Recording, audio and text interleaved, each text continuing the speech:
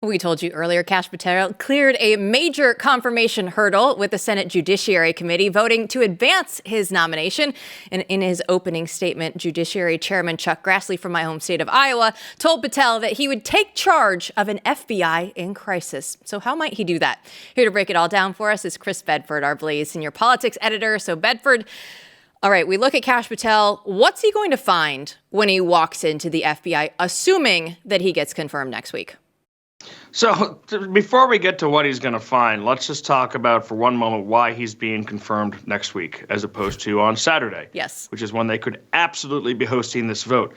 But the U.S. Senate, Republicans and Democrats, decided they have their bags packed, their little overnight kits, and they want to go to Munich to play at the security conference, which, by the way, is like not even going to Munich. If you're going to go to Munich, I don't know, go to Oktoberfest, explore the city. But they're going on this little overnight field trip, getting their miles, hanging out and eating rubber chicken dinners and hotel rooms.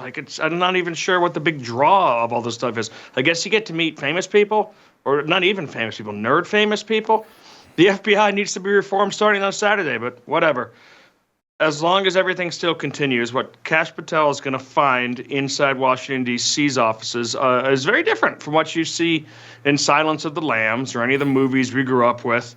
Remember the pictures of the FBI agents kneeling in front of screaming race mobs in Washington, D.C. after George Floyd's death?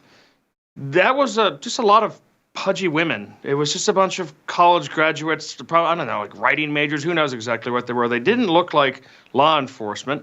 They looked like they were campus hall monitors. Now, of course, that's not representative of the broader FBI. It might not even be representative of everything that's going on in Washington, D.C., but it's an extremely politicized office, one that is now currently being looked at by Tom Homan for potentially leaking to the press about immigration raids, one that is more concerned with diversity, equity, inclusion, righting the wrongs, arc of history crap than they are with actually busting criminals or protecting American citizens. And of all the places in the FBI where there are lots of good people, D.C. is not really one of them. I mean, I know personally top agents who in the last few years have left in Washington, D.C., and they were like islands, always looking over their shoulders, always wondering when someone was going to realize that maybe they thought all of this was insanity. And that's what Kash Patel's walking into. And all these people have lines. They're going to go right to the U.S. Senate. They're going to go to the Democrats. They're going to go right to the New York Times. And they're going to act like this is some kind of unprecedented politicization because he's going to get rid of a lot of the politicization that has been in there. An FBI that's been going after investigating churches, going after Christians, going after peaceful pastors, going after trespassing grandmothers, seizing Lego kits as part of evidence of conspiracy to overthrow the government.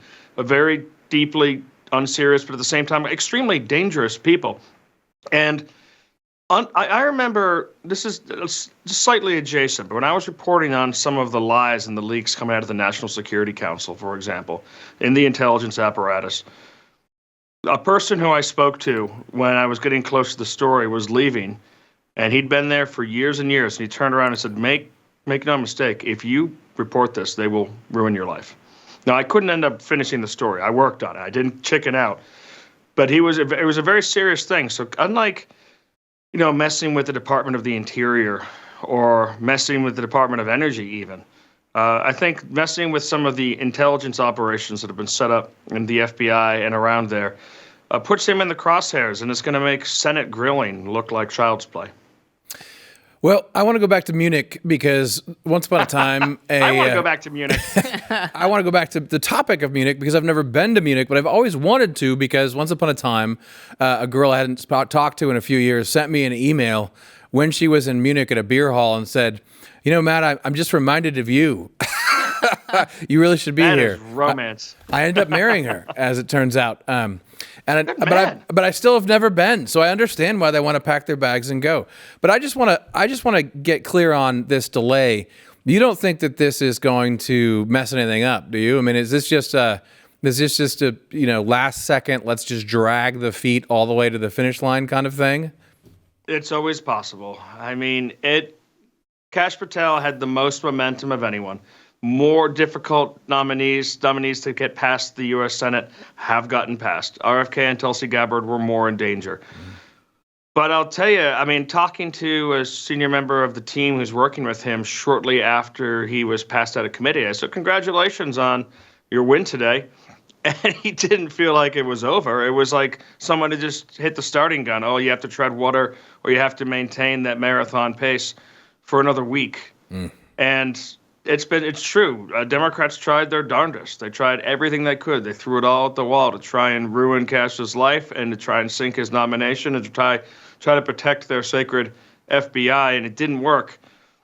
But just like I got a piece coming out in the Beltway Brief tomorrow about what an actually good week it's been for Republicans and all the different advances that they've made on the budget and things. But that even at the end of those conversations, when I asked people familiar with the negotiations, so you guys feeling good? Is this going to happen?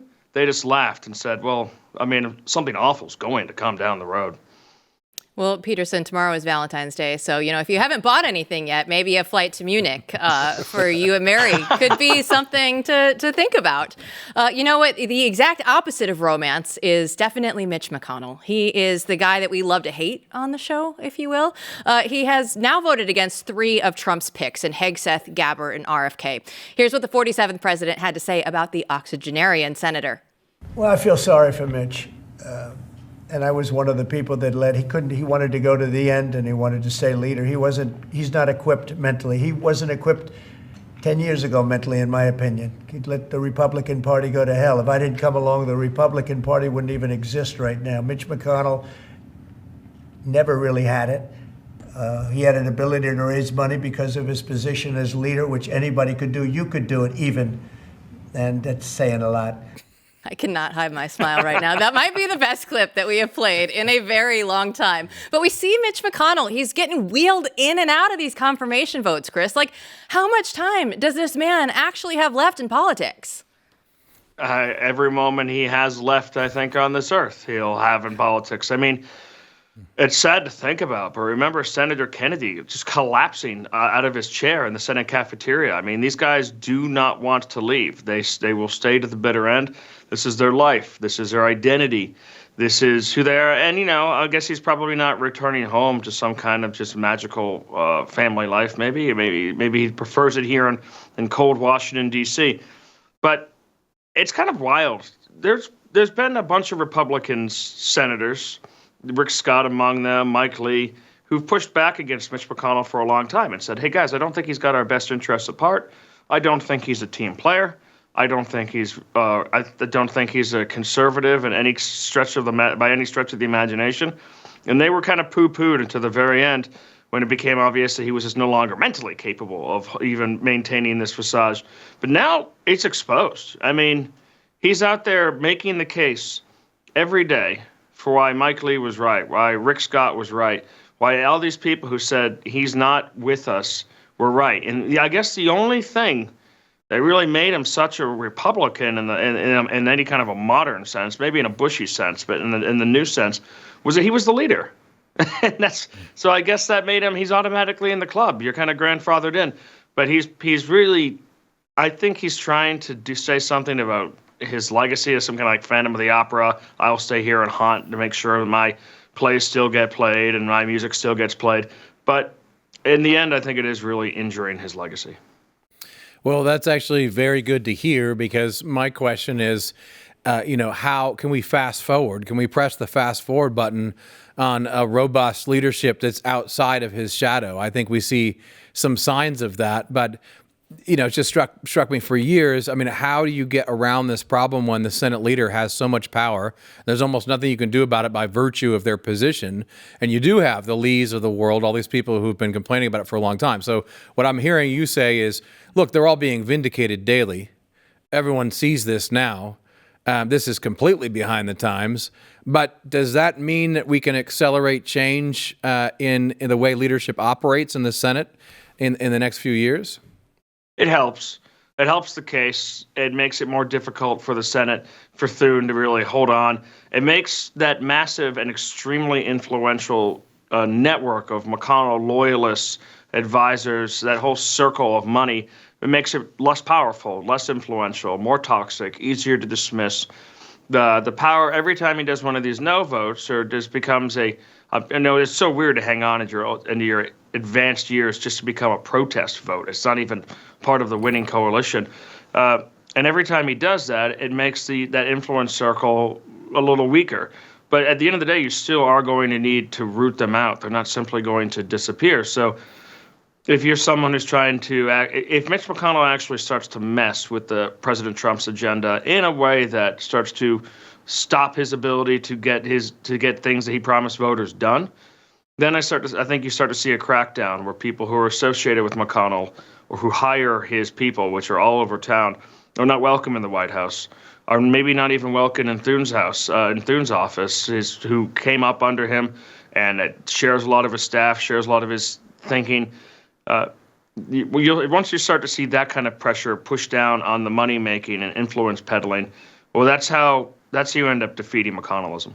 Well, we're all about downsizing the federal government here. And we saw today that about 75,000 federal employees took Trump on the buyout offer. Now, again, this is going to be well below the goal that they had, Bedford, but you have to start somewhere. Yeah, and it was definitely retarded by the judge's order, who had that order not come down to delaying this for a couple of days, and then people wondering whether it was illegal and what they were going to do. I think you would have seen even more people coming through in the last hours before midnight last week. That delay definitely cost them, but the wonder and the banter between federal employees here in Washington, D.C. right now was this the last helicopter out of Saigon? It wasn't a very comfortable trip to take. There wasn't a bed. You're not going to get, a first class seat. But was that something that they should have taken? And now will they end up being fired? A lot of folks are actually imminently fireable. The reason for that is because Joe Biden expanded the federal workforce by so much in his last year. I'm talking hundreds and hundreds of thousands of employees added to the federal rolls. And that means that in that first year, even by union rules, they are on probationary standards. And they can be let go based on that. You need to justify their existence, why they shouldn't be let go.